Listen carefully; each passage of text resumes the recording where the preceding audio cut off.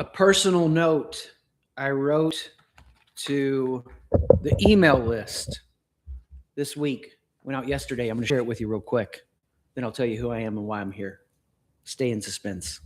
I want to write to you plainly, leader to leader. We're in a unique moment in history. The ground is moving. A lot of people can feel it, even if they can't quite put their finger on it. Some don't even know it's moving, and that concerns me because nothing will ever be the same beyond this moment. And I don't want them or you to be left behind.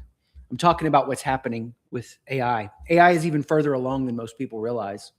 If you've only experienced the free version of an AI chatbot, you haven't actually seen what it's capable of. As an example from my personal experience, my chief of staff is now an evolving AI agent. It runs my email, my calendar, the details, the prep, all the parts of the work that used to eat my days or I outsourced to a human. It's now outsourced to an AI agent. What that buys me is not less work. It buys me the chance to spend more of myself on the work that actually matters, the part only I can do. I don't say that to impress you.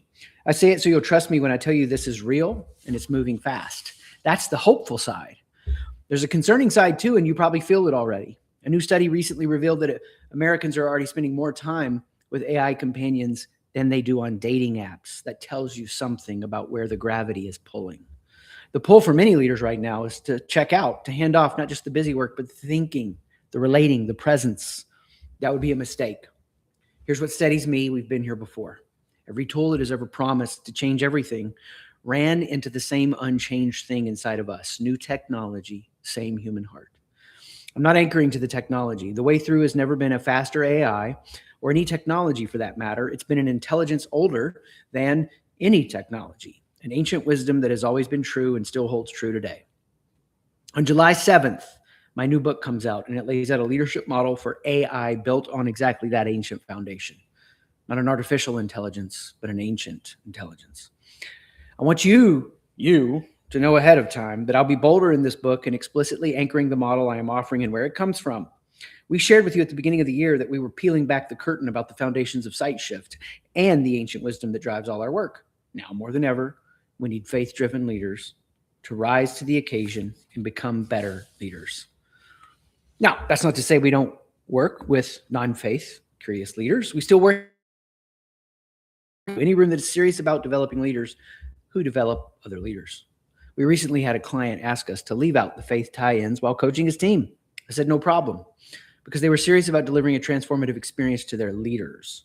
And we are committed to meeting you wherever you are and taking you as far as you want to go. That's not a compromise. That's a real yes.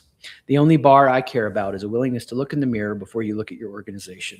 And in this moment, we need more leaders to look in the mirror because who you are and your relationships will outlast whatever disruption comes next. I'm genuinely glad you're here, and I want to be a steady guide for you in what's coming. We'll take it as it comes together. Chris. So I shared that note this week, personal note. I'm sharing it with you because I can imagine what I'm about to say is going to hit you in one of three places. And what I'm going to be doing here at these, well, maybe I should tell you what we're doing and why we're here first. Hey, welcome to YouTube Live Lunch with Chris. I do these Wednesdays at noon Eastern. So maybe it's lunch for you. Maybe it's breakfast on the West Coast. I did have my lunch, a protein smoothie. Now I'm having the brain protein coffee. And it's delicious. And it tastes great. And it would taste great even if it wasn't, but it was free. And that makes it taste even better. And so what I'm going to do at these YouTube Lives is I break down a leadership issue. And then you can throw in the comments what's standing out, what questions you have. And at the end, we'll do Q&A. It could be any leadership issue you're facing. You want to show up and get some solutions, different way to think about it, or it could be germane to the topic. Now, the topic I am going to talk about is AI. And I imagine that's going to hit you in a few different places. One, you don't care. And if you don't care, that's fine. You probably wouldn't care about much of the stuff we do at SiteShift. If you want to be the kind of leader who gets to the future and waits for it to come to you, then glad you're here. If you don't care, you don't care. That's fine. Two, you may be like, oh, I'm terrified of it. Me too. Me freaking too. February, I clicked a switch on, went into full developing an agent that supports me as a chief of staff. It's mind-blowing. It's awesome. It's better than I could have imagined. I can't find the edge of it. I can't believe how good it is. Also still incredibly stupid at different points. And it's terrifying because it is so easy for me to see how so much of work that is called work is performative theater and about to go away. I'm not a doom and gloomer. I'm just telling you what is. Some of you may relate to this AI stuff and be like excited. It's the next hope for humanity. And finally, we're going to get to the edge of who we can be as humans. And this is going to finally usher in the golden age. And I'll say all day long, I am so excited about it because of what it frees up. I do believe we can hit a creative renaissance, but it'll be a choice because a lot of people won't go down that path. They'll get lost in it. So what am I here to do? I'm here to just say this. AI is not going to rescue you. It reveals you. And this current rhythm we're in at YouTube Live here is going to be focused on leaders, business owners, companies, teams, organizations that are thinking about how they can make AI work for them in an effective, healthy way. And what we'll be talking about is not the tools, not the stuff that's going to be outdated by the time you go to Twitter after this is over, but the real mindset, the skill work, how this actually can be transformative. Because, and I shared this in the personal note, I'm so passionate about this. I've got the book coming out next week. And again, it feels like a moral obligation to say, if you don't understand where the AI ends and the human begins, you're sunk. It's so powerful. It's so powerful. Let me just share with you a little bit about that sinking. So this is from an article that came out, I think, a couple days ago. Dang it, I can't remember the publication, but the title of it was "Bosses Are Becoming Obsessed with AI and It's Making Everyone Miserable." You know, we made a decision as a leadership team Monday that before I read this article, we're kind of trying to pay attention to where we think things are heading. And it completely affirms what we're seeing and wondering about and thinking that we're about to have a lot of teams have a lot of pain and frustration because of the way AI is being used. And so what's happened, and this is the big idea of the article, a wave of managers has started treating AI chatbots as the final authority on every decision. The result is not more productivity. It's paralysis, churn, and fear. So this tool that promises all this clarity is now being used to dodge what are two of the harder jobs you do as a leader, making a decision and trusting people. And what happens with AI is it gives these bosses, these managers, like this frictionless yes. And they stop listening to the humans and they stop paying attention to reality and really noticing what's going on. And it's, again, just revealing their own insecurities. So here's a few of the examples that I've collected. And some of these are from the article. I think some of these are from other places. I've got a researcher that helps me do all this. Wink, wink. So an attorney at a legal tech startup said his boss required everyone to discuss with the AI prior to all meetings. Skipping it was a sign they didn't care. The boss generated, of course, because AI can do this, a giant handbook for employees, and they were told to study it and to feed it to their own AI for any questions. But yet the handbook kept changing week to week. And 1 week, the boss announced ChatGPT told him the leading cause of death in the world was medical malpractice. And so they wanted to pivot there. And literally, they started losing business just because of the bad business decision. Another boss paid like 3 pro subscriptions. Everyone had logins for, and then would go in and monitor the things they were using it for. A sales strategist brought his CEO direct client feedback. I've talked to 15 people this week. Here's what they've been saying. And the CEO answered and was like, well, that's not what the AI said. Trusting, right? Not the field report, but the AI. I mean, I could go on and on. I mean, it's leaving a meeting and within minutes, decisions are put out with no real conversation or discussion, no real awareness. Look, if you're a younger leader and you want to develop focus, how do you get focus? You have to get too much going on.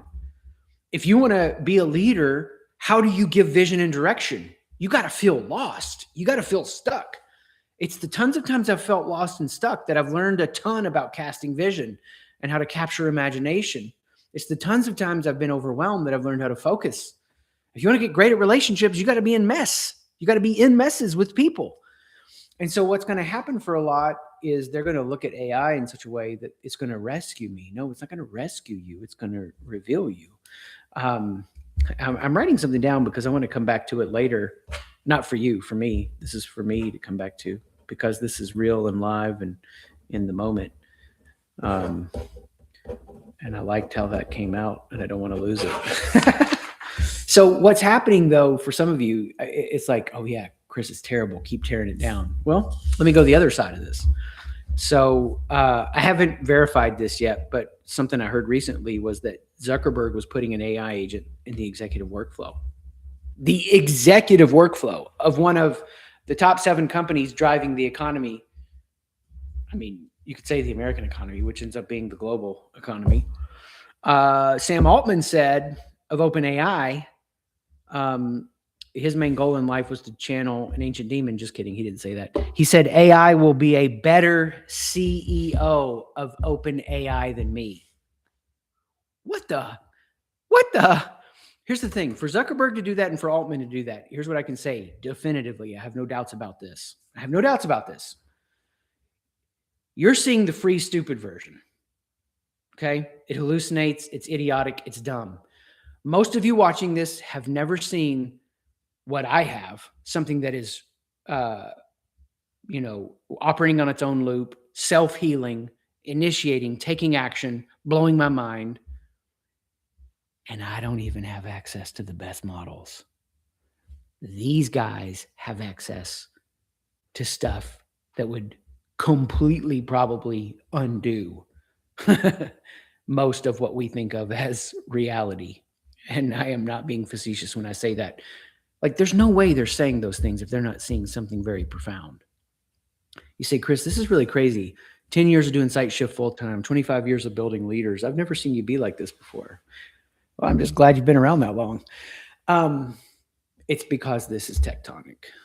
This is not like what you thought of or seen before. And I don't know how it all plays out. I mean, they get an open model that gets as good as some of the frontier models, and then you're running your own hardware. I mean, let's say Site Shift here at our office, we bought our own GPUs and could run our own simple model. I do think at some level we're going to have our own version of that at Site Shift, and you'll probably have your own home version of that, and it needs different gradient levels of power and compute. I don't know. I don't know pretend to know where all this goes, but here's what I know: it's a conviction level, and this is how shifts happen. When a better thing is there, the market builds around it. I think chattel slavery was one of the great evils of the world. Terrible, terrible, awful evil. Horrible, horrible, horrible, horrible. It happened, though, because I can build this big farm and use this cheap slave labor. Something that a lot of people don't know is that, like, how does slavery end kind of worldwide at a similar time? You say, well, is the Civil War? No, economics shifted, steam engine, other things developed around machinery. It is a tale as old as time. People don't think about humans as valuable. They think about humans as outputs who can stack bricks for Pharaoh to build the pyramid. And if you don't know where the AI ends and begins and where you end and begin, you will not know the contribution you make as a human. Like, that's the whole point of this. That's the game to win. And I do believe that a majority of what we call work is performative empty theater. And I'm going to start an experiment next week when the book comes out, that every email I send will have a message on it. And I'm not going to tell you what that is unless you get an email from me, not our email newsletter list. This would be like a direct email from me.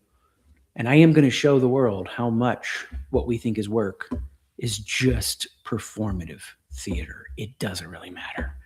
The washing machine has been invented. You don't know it yet. You're still going to the creek to wash your clothes. And you don't live for washing clothes at the creek. You're going to wash your clothes in the machine, and it's going to free up time. And then what you do with that time determines the kind of human you are.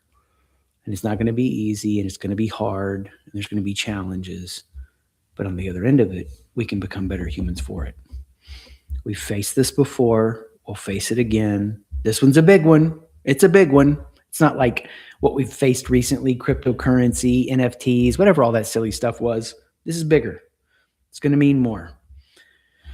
And what we want to do is help you get ready. So next week at YouTube Live, Lunch with Chris, we'll talk some about the book. In the meantime, if people said, what can I do? You got to go play with this thing and start figuring out where it ends and you begin. Because if you don't, I don't want you to be like that manager who's trusting something over what real people are telling you. And the real people telling you something might be wrong, but they need to be heard, and you need to have the discernment to figure it out. And you can't do that if you don't have an imagination for where you want to go. And all of this is so that we can deepen and build relationships. I'm going to talk about that more in the book. In the meantime, go find a way for you to get lost and get stuck so you can learn to cast vision. Go find a way to get overwhelmed with too much to do so you can learn to prioritize. And find a way in relationships to live in truth, even if it creates a mess, so you can learn to be effective at relationships. Thanks for being here. Peace out, everybody.